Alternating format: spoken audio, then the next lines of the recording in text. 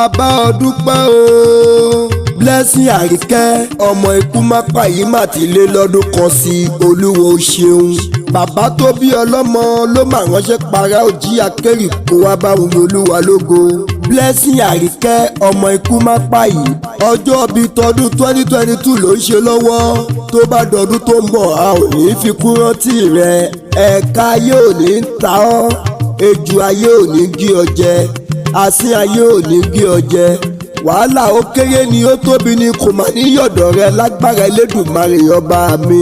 Àmì ńlá ni kó o máa ṣe nínú ẹni tó máa ṣorí ibú láyé o. Blessing ò ní síbẹ̀ láéláé láwùjọ olóríire láti máa rí ọ.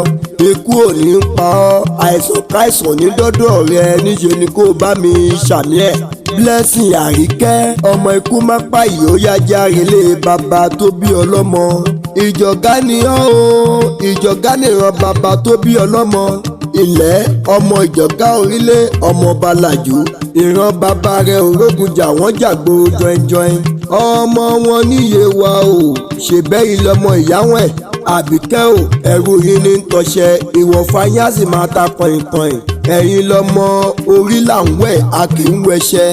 Ẹ̀yin tún lọmọ kọ̀ìnkọ̀ìn là ń wẹ̀ a kì í wẹ̀ ẹgbẹ̀rin ọ̀tẹ̀. Ẹgbẹ̀rin ọ̀tẹ̀ nílé bàbá rẹ̀ gangan. Ìwọ lọmọ òjò ń pa mí o, ó pẹ̀rì ó pẹ̀rù ara mi gangan. Arike o, òjò tó pa wọn bàbá rẹ̀ lánàá, ẹ̀yin odi gangan ló dúró sí kó kúkú bá wọn wọlé wọn. Ẹ̀yin lọmọ òkúta mẹ́ta lálẹ́dẹ̀ Àdìgún, ìkọ́kọ́ wọn lẹ́sẹ̀ lálọ, ìkọ́kọ́ wọn lẹ́sẹ̀ lábọ̀. Blessing ó kú oríire, ó ti ṣọdún èyí náà, tọdún tó ń bọ̀ aṣojú ẹ̀mí rẹ̀. Bàbá rẹ̀ ní o, ọdọọdún là ń rórógbó, ọdọọdún là ń ra wùsà, ọdọọdún là ń rọ́mọ obì lórí àtẹ. Bàbá ni tí bòròkùn bá yọ amáṣọ tuntun yọ ni, lọ́tùnlọ́tùn ló máa yọ. O ò ní ṣorí ibú o, orí ibú ò ní ṣe ọ́. Ọmọ aráyé wọn ò ní fẹ́ gbà fún ọ lóúnjẹ jẹ.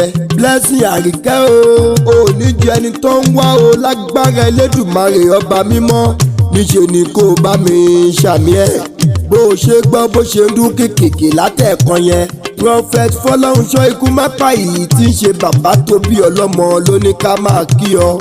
Ará òjé ṣe tán mo fẹ́ máa relé bàbá tó bí mi lọ́mọ. Ará òjé ni mí, òjé ń petu.